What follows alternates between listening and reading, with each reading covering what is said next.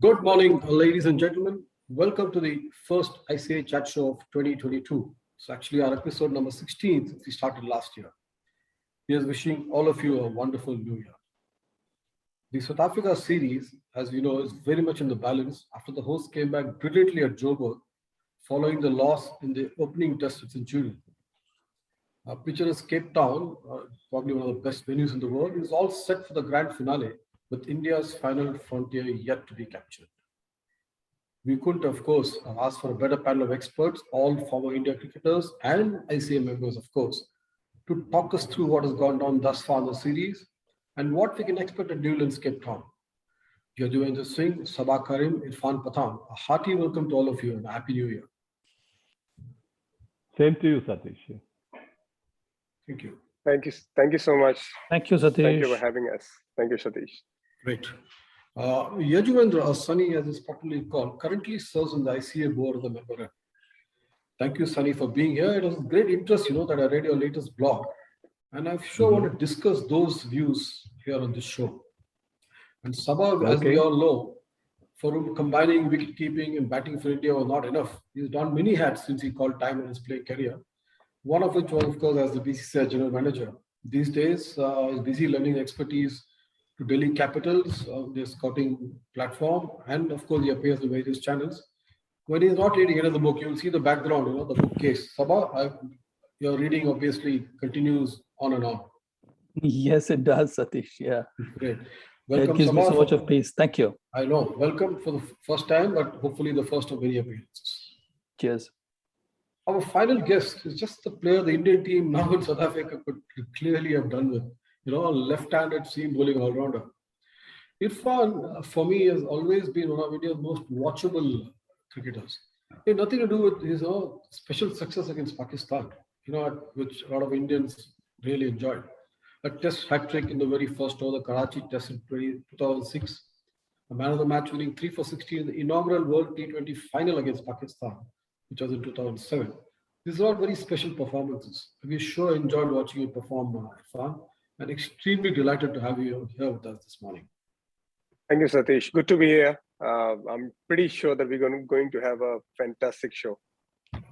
Brilliant. That's exactly what our audience wants, and I'm sure of that. So, Satish, if I can pip in here, yes. I thought you'll introduce Irfan as the good old days from the Pathan clan in Afghanistan, and I thought you'll also introduce him as someone whom all of us enjoyed watching him, not only because of his skill but also because of his features, isn't it?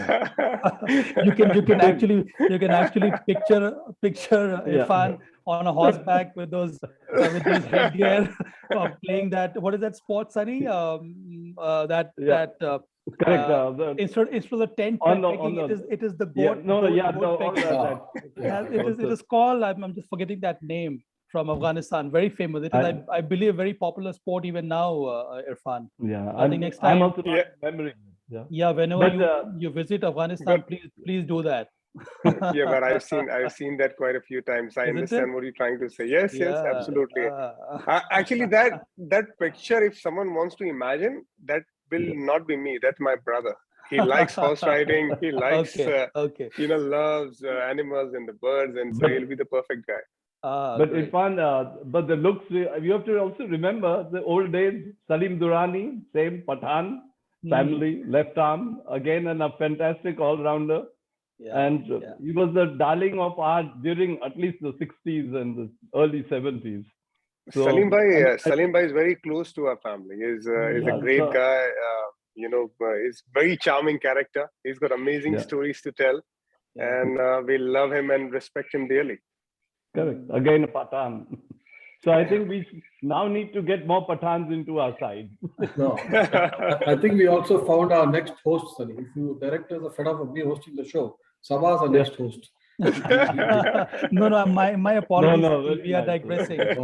Please, that's exactly what the show is about. You'd love to this aspect of Irfan, and I can now think of him riding a horse. Anyway, we will, we will move on. Sunny, as I mentioned, that the article that you wrote, which we published on our website, which we regularly do, you wrote that test captains in India particularly, is a dying art. So given that the Indians failed to defend 240 on a Joburg track, that had so much in it for the bowlers, your article is perhaps time for that. Can you take us through your views and also whether you think this aspect played a part in what happened in the Wanderers? But Sunny, just before you come in, just for the viewers and your fellow panelists, let me provide the gist of what you wrote. And I quote, watching Test cricket captaincy in the present times seemed like a standard pattern being followed. There is very little thought process and innovation that one comes across. Most of the teams come to the field with a concrete plan, which when it goes awry, completely disintegrates. The captain looks as much at sea as the players around him. These are very strong views, Sunny. I'd love you to explain. See, during our time, there were no coaches and there were no support staff and there was nothing. So the captain actually on the field and off it also was doing everything. He was controlling everything. He was planning. He was involved in everything. So he had a lot of responsibility and he had to think of all those planning to what needs to be done. So captain was like, suppose like a Chandu Borde or a Tiger Patodi, even Sunil Gavaskar or Bishan. They were always looking at understanding batsmen when they are there because they had not seen them on the television. Placement of fielding for somebody like that. Chandu Borde was really great at that. And that was an art that the captain required in those days. Over time, I think great to have Irfan on our show because he's from the modern lot and how it has changed for something like that to now become a professional setup where you have a coach who's a professional, who's a master, and you have to obey what is going on around you. So I don't know what is happening to a captain. I mean, he's not thinking in the same terms of yesteryears. And that is why I brought this out, that I find that even like, for example, Rahul, you're mentioning, it became a set pattern, you know, that these were the bowlers, this was. Did you see him doing anything, thinking for himself? There was very little thought process in it. Even I see with all the captains, I'm not blaming Rahul or anybody else, root exactly on the same, because they are listening to what is happening off the field more than on the field. And that's why I think it's a dying art as such, because somebody else is thinking for you. You're not thinking for yourself any longer. And that's why I wrote this article. Interesting. Irfan, as Sunny said, I have this question for you. You have been the most recent active player in this panel, and you've been in a room full of coaches. So what's your take on this? How do you read this? Look, things have changed for sure. Talking about particular KL Rahul, one understands, if he's making some mistakes, that's him leading for the first time, wearing Indian Test captaincy. And it's not easy job. Everyone's watching. One of the best side in the world when it comes to Test cricket. We just lost the WTC final. We did really well in the first cycle of WTC. And now we started really well. We played well in England as a team. So the team is fantastic. There is no doubt about it. Yes, we lost. There were some mistakes in terms of maneuvering the bowler. And what Sunny Bhai is saying, I sort of understand. I think I can just give you one example of KKR captain Ian Morgan. Morgan takes help from outside and with the boards and all, with the number comes in and then he gets the signal and then he takes the decision on that. There are a lot of support system. There used to be a time, if you remember, that we used to remember all the names and all the home numbers because we used to write it down. But then what happened? Now, if I ask you to remember 10 phone numbers in your phone, you might have hundreds of phone numbers, but you will not remember because you're so dependent on the technology. And when you get dependent on the technology, you start to use your brain lesser and lesser. So where Sunny Bhai is saying and where he's going in terms of because of the support system, what people are trying to get so much dependent on that. So they started to use the strategy comparatively lesser, and whatever is there on their table, they're using it. Guys like Mahendra Singh Dhoni, guys like Rahul Dravid, when they used to lead, guys like Saurav Ganguly, whenever they used to take the decision, they never used to take the decision just for today. They used to take the decision what has happened, what is going to happen in the near future, as well as you're talking about the planning for next 2 years as well. They had all these quality as well. Same thing happened with Virat Kohli when he started leading. A lot of people talk about Virat Kohli's leadership. I personally believe that every leader, every captain, first of all, I don't believe in captains. I believe in leaders, because leader will lead, captain will come and go, because there are many captains who have captained the side, captain cricket teams, and they just went away. But only leaders have created an impact. I think, as I mentioned the names before, you can include the name of Virat Kohli as well, because he led it. He led Indian cricket to be a better fitness team. Not that we were not doing fitness. So he led in that way. He might not be very biggest strategian who makes the great strategy and everything, but he gives Test cricket the fullest energy which we require right now. So every leader, every captain bring in some their own quality. Talking about again from that point of view, what Sunny said. Yes, I partially agree with what has happened now. That we are, if you want to sum up, we are very much dependent on the technology. The lesser if not the lesser, but if we have a balance to use the technology, I think we will have a better captains in terms of making a better strategy. So that's what I will. That's what comes to my mind. Yeah, I guess the balance is what we're looking at. Yeah, Sabha, you started both worlds actually. You're obviously currently now involved in wherever your modern technology is very much in use. So, what do you make of this particular issue that Sunny has brought up? Given that is this? I mean, you got to make a decision on the field also, right? Whatever technology. Absolutely. So, yeah. Sabha? Well, I partially agree with Sunny and whatever Irfan has pointed out. That's a good point that Irfan raised. But I do believe that the advent of technology and the advent of the kind of background support a captain gets now does not mean that you stop using your own brains.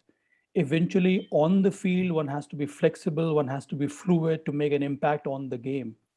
It is not the background support or the head coach or the video analyst that drives the game on the field. It is up to the captain to drive the game, the way, the kind of direction the match is taking, whether you are on the move or not, whether you're able to take proactive decisions or not. And I feel that more and more it has become, it is more of an individual to create that kind of an impact. For instance, there are some captains who allow the game to drift, who are more reactive in their behavior on the field instead of being proactive. And I think when Irfan talks about the earlier leaders in Indian cricket, he talks about Saurav Ganguly and Rahul Dravid and MS. All of them have not been reactionary kind of a leader. They always had their brain thinking before the game starts or before an actual event happens. So I think a captain, I believe, is best suited if he's able to imbibe the technology, imbibe whatever knowledge he gets from the background staff. But eventually, on the field, he has to take decisions that remain very flexible, that remain very fluid. And more importantly, the decisions need to be thought of and taken before the actual event takes place. And I think that's where technology really helps, because you need that kind of stats and analysis and a different kind of a mindset to actually help you to grow as a captain. Because I believe even when you are preparing these plans before the game starts, before a session begins, the captain also has a very big say. And I think when you step onto the ground, it is up to the captain to evaluate and to assess how to take it forward.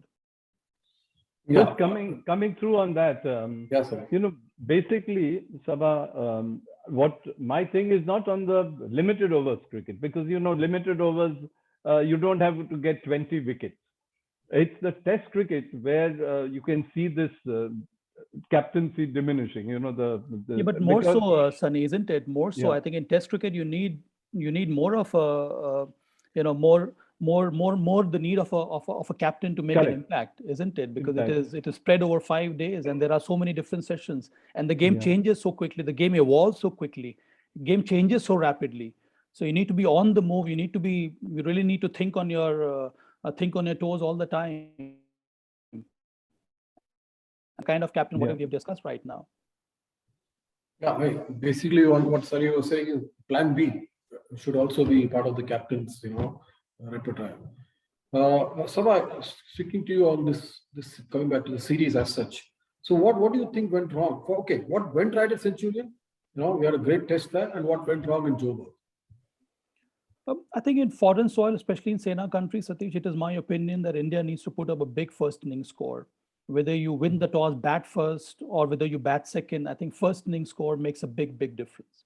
We won at Centurion because we were able to put up good enough score where we were able to apply pressure on South African inexperienced batting lineup. We were unable to do so in the last game because we faltered in the first innings. And I think if you are bowled out for a paltry score of 200 odd, then you're always trying to catch up.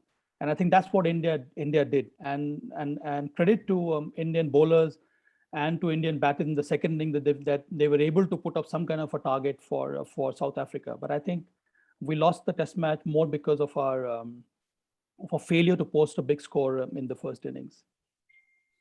Yeah, Irfan, the 240 that we were defending, in the final innings, the pitch was going up and down, and the kind of fast bowling harmony that we had, plus of course Ashwin, and one of the most talked about post-match, not on our show, I'm saying elsewhere, is about Bumrah. Is he getting less effective? Various such things. So as far as defending the 240, Irfan, as a quickie yourself, how do you read that? Failing to defend 240. I think, look, I understand, we didn't score much runs in the first inning. But when you look at the score, the way Indian team fought, and, we had to defend 240, I thought there was enough score. If something was closer to 200, I would have thought, South Africa had in them to actually go to get those runs. But close to 250, you always thought, the kind of bowling line of what we have. I was hoping that we would win that game. Because pitch was behaving, it was not a flat track. There was some up and down bounce. It was moving. Even on the fourth day, fifth day, the ball was moving around. So when that happens, you always feel that the kind of quality we have, we should get those 10 wickets. Nonetheless, we didn't. We could have used. I just personally thought that with Dean Elgar, the kind of batting he was showing, the courage he was showing. The attitude was fantastic, but we still could have used lots of bouncer against him. We hardly bowl bouncer to him because I know that he's got a solid defense. We just went away from that plan. So I think there was a lack of bit of getting into the skin sort of bowling plan was required because we were thinking from outside what I thought. As the bowling unit, we thought that because there's so much happening in the pitch, because there is a variable bounce, we'll just be fine bowling a right area and right length, and there will be one ball which give us a wicket, then wicket will start falling. We could have used a bit more round the wicket areas, bit more bouncer, bit more body line. And if we could do that, because we have the kind of pace, I think we would have gotten that one wicket of Elgar and things would have changed. And Irfan, Bumrah, post a chest fracture that he came back from, stats at least show, that there is a loss of effectiveness. You think that's affecting him, or you think it's just that, something? So there are two ways. Like after injuries, always takes time. If you're talking about stress fractures, not easy. It always plays in mind. But looking at Bumrah, whatever I've seen, one thing I was very, very clear when he played WTC final, where a lot of people were actually criticizing him. I was the only one who kept talking about, look, be patient with our bowling lineup because we are playing WTC final after a break. We haven't played any 4-day cricket. We are playing white ball cricket. Then we came to playing red ball cricket.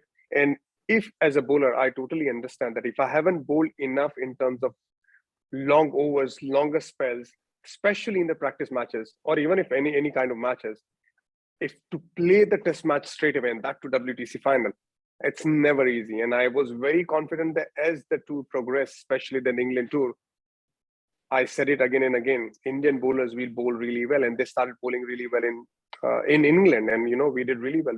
We are leading the series so far.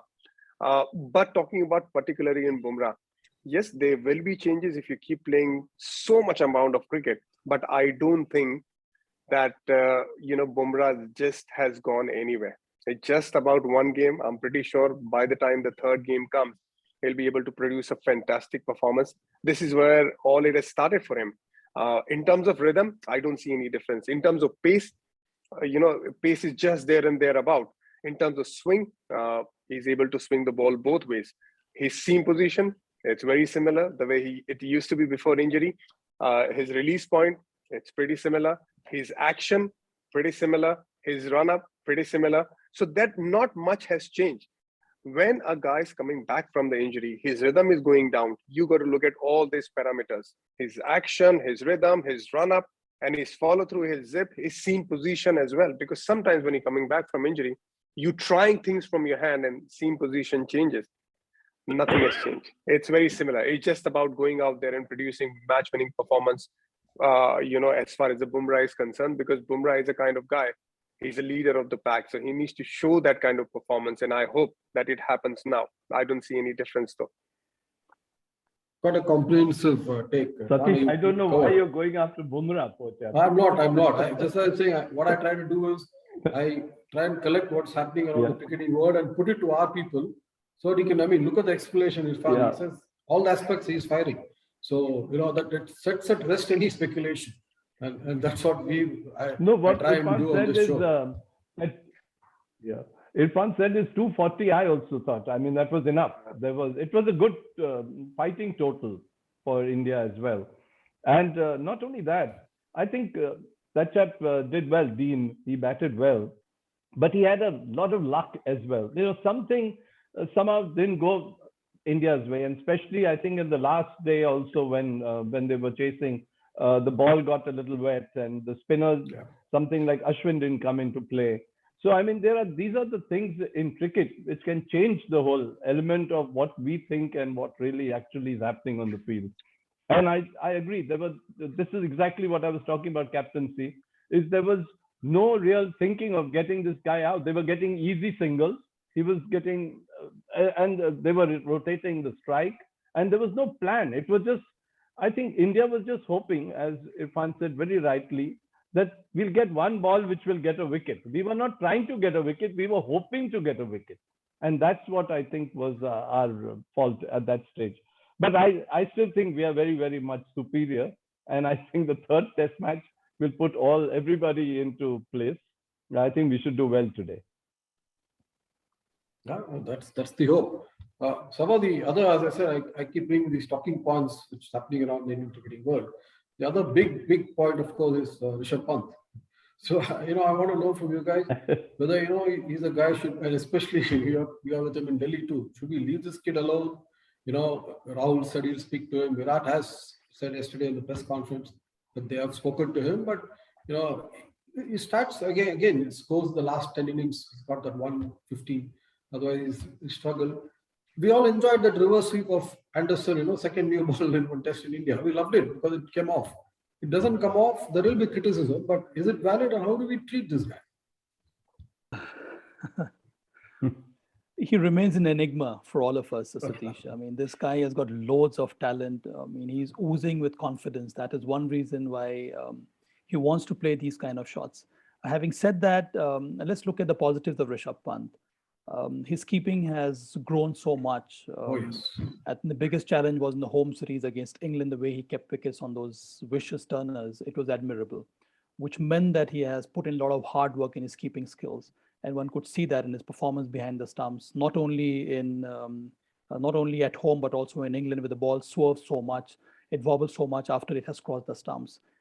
In fact, he was better than Joss Butler, if you ask me, between the two keepers in England. And for him to adjust to the bounce and adjust to the late movement in England was quite good to see. Batting wise, there are so many ups and downs in his performance, and I think it's more so because at times he does come out and play such indiscreet shots.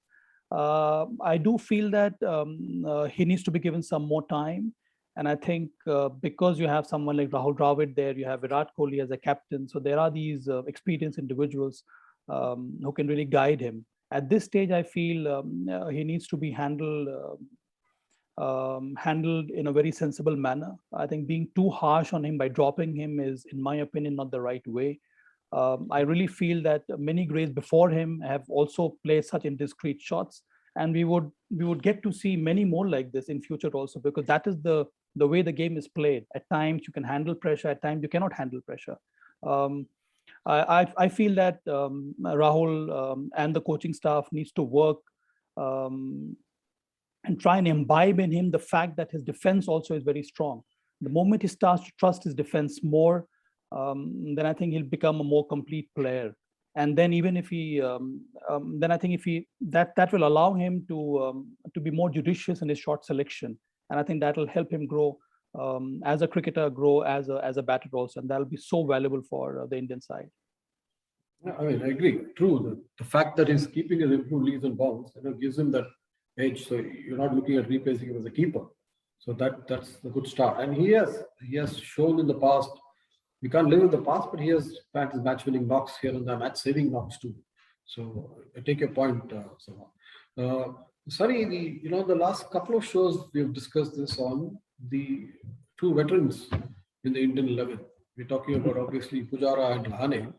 It was a tough call. I mean, we think maybe team manager was very clear that they will, like the last show, Praveen Amre is saying that look, they would not have taken both of them to South Africa if they're not going to play them. He thought the message was clear that their experience is invaluable and that both of them would play. Now they played and they've shown how important that part is. And also my question here is, have we missed an opportunity? The likes of Shreyas and Hanuman. Obviously, I think Vihari will go out now because Kohli has come back in. Have we missed an opportunity because they're in form, they're top of the game? But as Virat has again said yesterday in the press conference, we can't force transition. It has to happen naturally. So, Sunny, I'd like to hear from you on this. This has been one of the topics which I think everyone is talking about. Both of them have been great players for India, and they will continue to be remembered for what they have done. They both played well in the last innings. I mean, unfortunately, we expected them to get a big score, because if they had got a big score, it would have. They both got half centuries, but couldn't take it further, because normally they do take that responsibility. But the wicket was also such. I tell you, when you look at the way Rane was playing, as well as Pujara in the last innings, and then you compare it to Vihari. I mean, I've got nothing against Vihari at all, and I think he has done extremely well. But you can see a class difference, in the batting. You can see a class difference, and I think that's why Rahul Dravid is very much trying to give these chaps that opportunity. Yeah, maybe this will be the last test match, or may not be, but they've been experienced performers, and I think to make a change, one is always reluctant.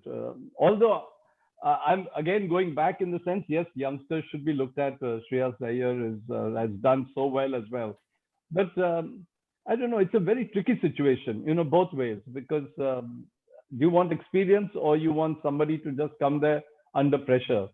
And batting lower end, like the way Vihari did, was different from coming at number 3. That's what my feeling is.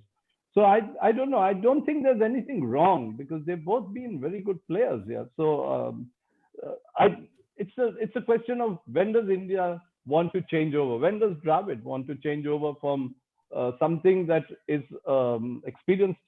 Does he want experience, or now he wants to look ahead? And this is where Irfan, what he said was so right on Dhoni and Ganguly and Dravid, because they were looking 2 years ahead. Now, is today Virat looking that way? Is he looking at something which is going to go further up?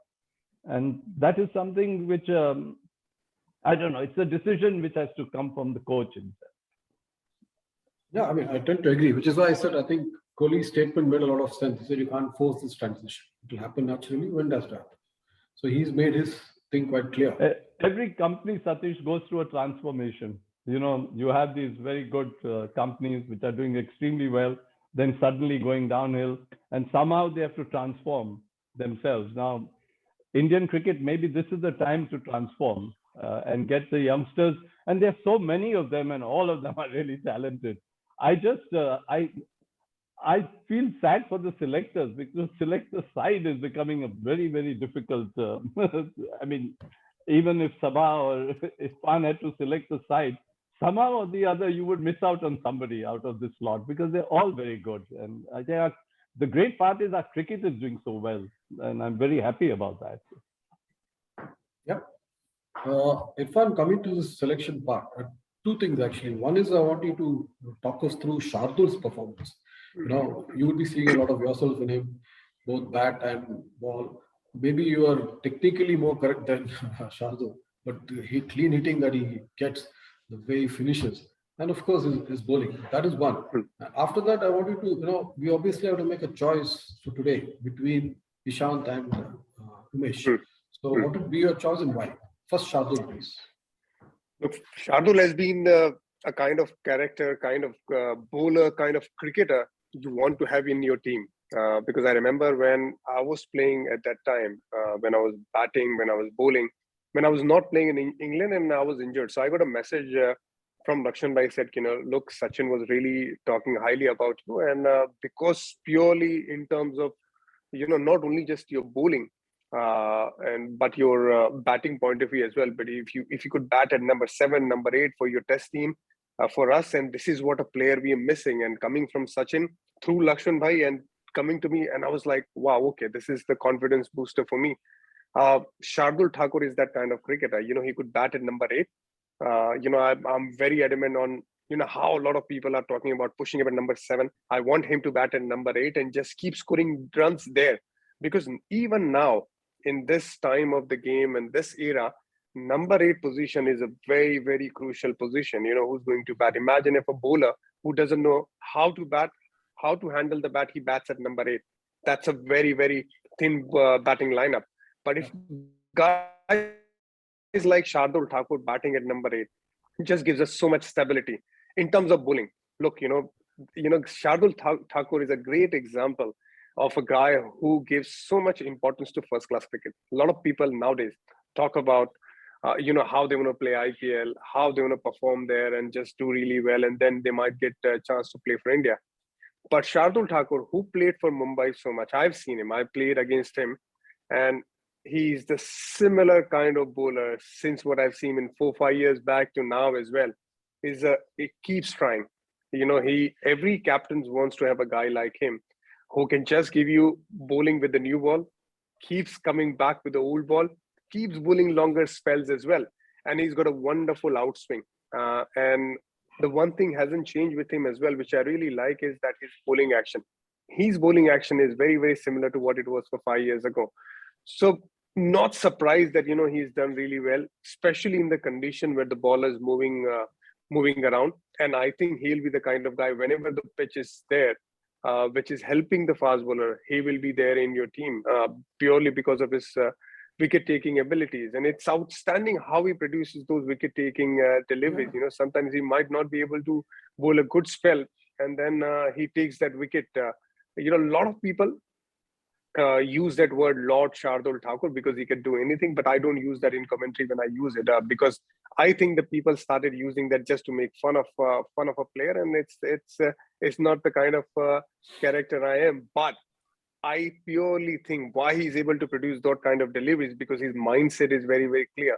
He's right on you. He wants to attack. He wants to take wickets. He doesn't care getting hit. So that is why he's able to produce. And this is the answer, to a lot of people who always ask, how can he produce that kind of deliveries? So he's been fantastic, and I want to see him grow as a cricketer. And I would love to see him, how he plays in India as well when the test matches comes in, because he's high on confidence and we need to use him much more. Answering your second question. Irfan, that second question, also the fact that, okay, this one change is going to be forced. But because of 3 back-to-back tests, would you like more changes to the bowling department? So not at all. Series on the line, history on the line. You don't want to give rest to your main bowlers. You want to give everything what you have. You want to do the resting part. You do it. You manage, the bowling load. You do it after the series, because the kind of chance what Indian team has right now to create a history, be part of the history, you're not going to get it all the time, because you might see South African cricket grow. Who knows? But right now, South African cricket is not at its peak. We are at it at our peak. We never won the series in South Africa. I want the best team to play today and not to have any more changes. And what I feel in terms of, the bowling lineup, Bumrah should be playing, Shami should be playing, Shardul is in fantastic form. He should be playing. But in terms of, who will be the third or fourth seamer, will it be Ishant Sharma or Umesh Yadav? I'm very clear. It has to be Umesh Yadav. And I have a logic behind it as well. Ishant Sharma definitely is a very experienced guy. I understand, but he's mainly bowls a lot of in-swing deliveries. Look, Bumrah is an in-swing bowler. Mainly he bowls in-swing. He tries to get the ball away as well. Shami is a seam bowler. You need guys in South Africa who can take wickets with the edges. Generally because of the bounce. You don't get too many LBWs, you don't get too many bowls, you get caught behind, you get caught in slip, you get wickets in the bounces. So you need someone who can take the ball away. Umesh Yadav is your guy. He can take the ball away and he can beat the bats. He can take those edges as well. So very, very clear, Umesh Yadav has to come in as far as I'm concerned.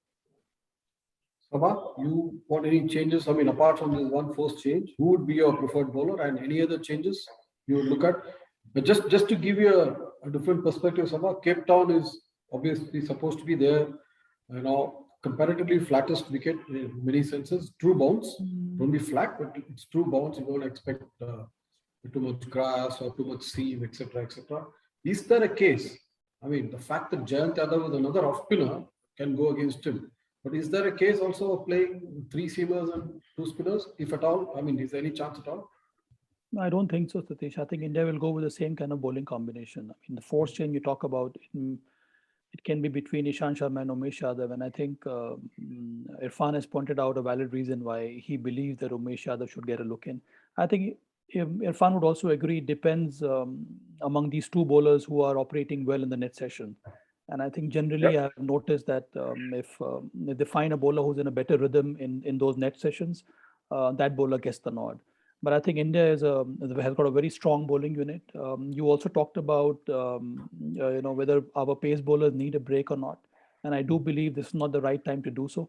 However, I would like to get back to another point here, Satish, and good that Irfan is here with us on the panel, is we have seen the past 2 years, if you notice, Irfan, there's been too many ups and downs in India's test match performance, mainly due to there is some kind of inadequacy in our middle order stability. But aside that, we also tend to fall away on our intensity in terms of our pace bowling. So if you notice in Australia, or if you notice in England, we won one, then we lost the other one, again we came back. Here also we have seen the same thing. We won the first test match. Everybody felt in the second inning we'll simply roll over. But the intensity from pace bowlers, which was expected, more so in the second inning, that was missing. Also, one should not forget in the first inning that Sharon Thakur who picked up those 7 wickets. He did get some kind of a support from our premier bowlers. So the point I'm trying to raise here is that, is it because I don't believe it is because of lack of fitness. And then why is it that our premier bowlers, if they do well in 1 innings or 2 innings, by the time the opportunity to bowl well again in the 3rd innings comes, in the next test match, we tend to falter away. And I think another point I want to raise here on Australia, because of force changes due to injuries to our main bowlers, we had young speedsters coming through. Yeah, and so we saw that kind of freshness, that kind of intensity, which somehow was a blessing in disguise for us. And that is why eventually, even in Brisbane Test match, we had Siraj and we had Natarajan, and all those players also picked up wickets. So I think that is a valid point, and I hope that soon, the bowling, the coaches and the coaching staff will address this, because we have such a powerful side, we are such a strong team. We need to dominate world cricket, and the only way we can do so is to bring in more stability in terms of our performances, more consistency, day in and day out, each and every session. So it's a great point, and it's a valid point as well. I believe that first of all, why that happens sometimes, because we don't score more than 300 runs consistently, especially when the ball is moving around, and especially conditions overseas. So when you don't have too much scores on the board, sometimes you tend to put the pressure on the bowlers because you need to score runs. And if you look at the averages, 3 batsmen, we have top quality batsmen. They don't have that kind of score consistently. And other day I gave a statement as well. It's astonishing how we are still able to win, even though we don't have big score coming from top 3 middle order batsmen. 3, 4, 5. Still we are winning. And that is outstanding. We won in Australia. We won 2 test matches in England. We are consistently doing well overseas. Obviously, India is a fortress and we keep doing well. One thing I like to add in that, where Sababa is coming from, what has happened with this whole, managing the workload things have come up in last quite a few years, which has happened, which is fair enough as well. Because, people used to play for 15 years, the amount of cricket they used to play, now they can play the same amount of cricket in 7 or 8 years. So now they're trying to protect themselves a bit too much. They want to look after their injury. But I believe that you need to have right balance in everything. I'm talking about the knowledge. I'm talking about the leadership. I was talking about the balance here as well. You need to have right balance. If you're not going to bowl enough in the net, if you're not going to prepare yourself from the first inning, because test cricket is a challenge. That is why it's called test. It has a first session, second session, third session.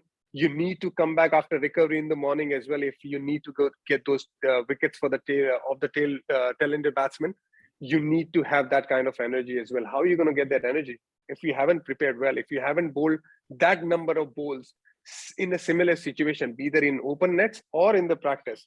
And I think sometime in this modern era, we tend to just get back ourselves in terms of a recovery mode, much more than bowling mode. We need to get that bowling mode on. And if you do that, I think we'll be able to get that energy throughout and consistently as well. Because if you look at the guys, what we have, Sabha bhai, they are not in mid-30s. They are still young. You talk about Shami, Bumrah, Umesh Yadav obviously is a different breed altogether. He's very fit.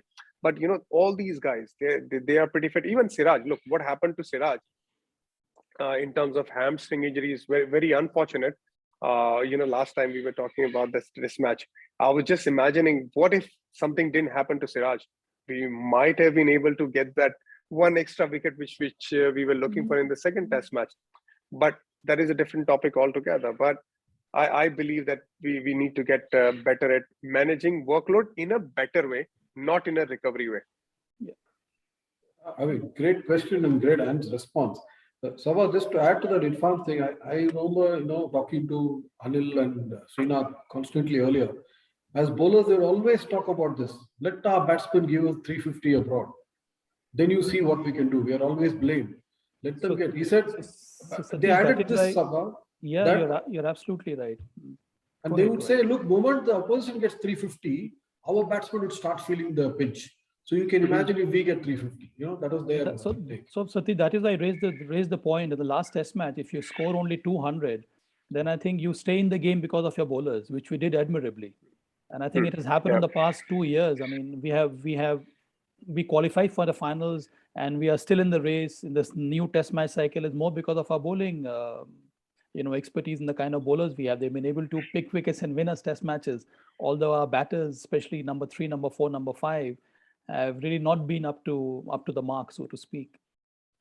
But to be fair, it's a worldwide phenomenon. These lower test scores of late, if you see it's happening. This series in Australia, they've been performing, getting better scores. That is Australia. In England, have been faltering. Otherwise, this 300 odd seems to become maybe because advent of T20 mindset. So much of T20 cricket. Yeah, the mindset.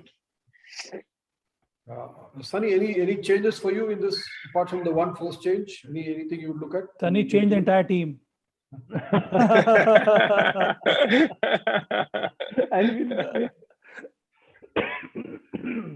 and we still do well. Yeah, absolutely. Because our youngsters seem to. We have seen that in Australia, isn't it? Yeah. But based on your article, Sunny, based on article, they changed the captain this much. Yeah, so we're coming to a very important factor in this test series is Virat Kohli. Yeah. His form. I don't think he's batting badly or anything. His form is a concern for everybody, and it's become a talking term everyone around. And that is also affecting the side, I think, because the Indian batting depended a lot on him in the last few years. And for 1 year, he's not got us a very big total.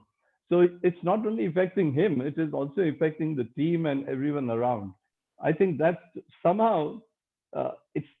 I think if he gets a good score, life in India becomes Indian team will become a much better sort of attitude, a much more positive attitude, because he's, as Irfan said, he's given a very positive. He gets a very positive vibes to everybody. But at the end, the leader has to also perform and take it forward. You know, it's one of these things. I mean, you saw Dean doing it this time. Now he's already in that aura of having done something for the team. And I just feel and I hope it's not that Virat is batting badly. It's that if he gets runs, I think the confidence of the side will just increase enormously. So where changes are concerned, I also think Umesh Yadav, because he seems fitter, he can bowl longer spells. And I think I would also prefer him. But again, the same thing, what you said about Rane and Pujara, I think from what I can read between lines, it's going to be Ishan who's going to be playing this game. So, okay. Reading between the lines is an art. Gentlemen, it's obviously been Irfan, as you predicted, we had a great time. We have found a new host also for the next show. Oh God. And, it's been an absolute pleasure. I think we discussed very valid points and made arguments, the right arguments for it. I thank you all so much for taking part, being like actually this is, we will allow me to just message you once in a while to take part. You're always free to say no if you're busy, because I know the kind of work that you people are all engaged into. I always, my boards, people like Sunny always gave me the option, call me anytime.